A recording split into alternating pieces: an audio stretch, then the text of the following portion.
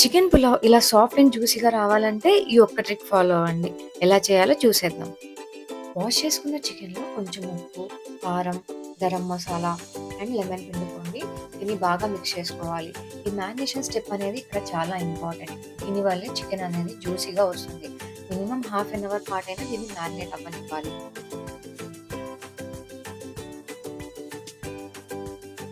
ఆనియన్స్‌ని ఇలా పొడుగ్గా కట్ చేసుకోండి.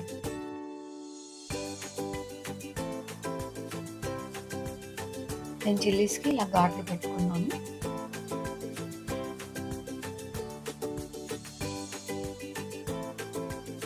అలానే కొంచెం కొత్తిమీర అండ్ పుదీనా కూడా తీసుకోవాలి.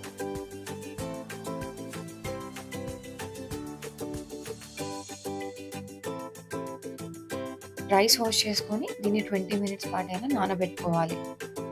ముందుగా మ్యారినేట్ చేసి పెట్టుకున్న చికెన్‌కి ఒక 4 విజిల్స్ రానివ్వాలి. ఇప్పుడు కుక్కర్‌లో ఆయిల్ వేసుకొని ఆనియన్స్ వేసుకోండి. అలానే చూపిస్తున్న స్పైసెస్ అన్నీ కూడా వేసుకోవాలి.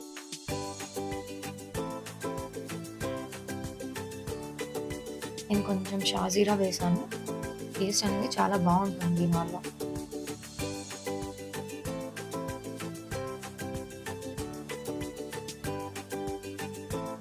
ఈ ఆనియన్స్ అండ్ స్పైసెస్ బాగా ఫ్రై అయ్యాక నేను కొన్ని చిల్లీస్ యాడ్ చేసుకున్నాను. అలానే కొంచెం జింజర్ గార్లిక్ పేస్ట్ కూడా వేసి దాని పచ్చివాసన పోయేంత వరకు బాగా వేపుకోవాలి.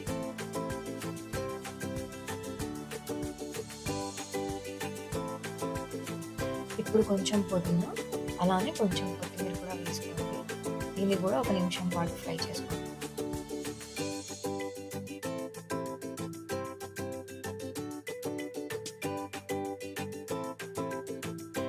ఇలా అన్నీ ఫ్రై అయ్యాక మనం ముందు సోక్ చేసుకున్న రైస్‌ని యాడ్ చేసుకుందాం.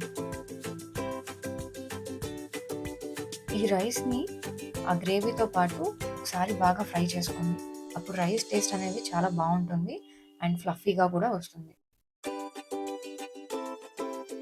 ఇప్పుడు ముందుగా ప్రెషర్ కుక్ చేసుకున్న చికెన్‌ని దీంట్లోకి యాడ్ చేసుకొని ఒక కప్‌కి 1 ½ కప్ ఆఫ్ వాటర్ యాడ్ చేసుకోండి అండ్ 4 విజిల్స్ రానివ్వాలి.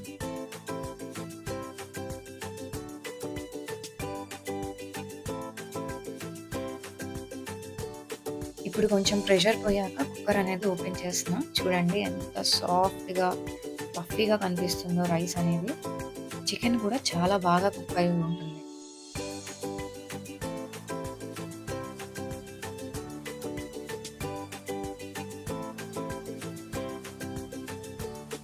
మరి ఇంకెందుకు లేట్, దీన్ని సర్వ్ చేసేసుకుందాం.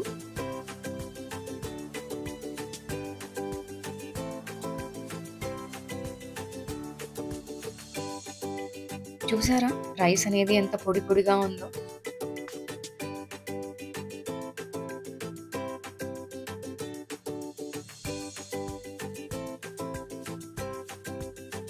పీస్ చూసారా ఎంత సాఫ్ట్‌గా కుక్ అయిందో. పట్టుకుంటుంటేనే విరిగిపోతుంది. నోట్లో ఏసుకుంటే కరిగిపోతుంది అంతే.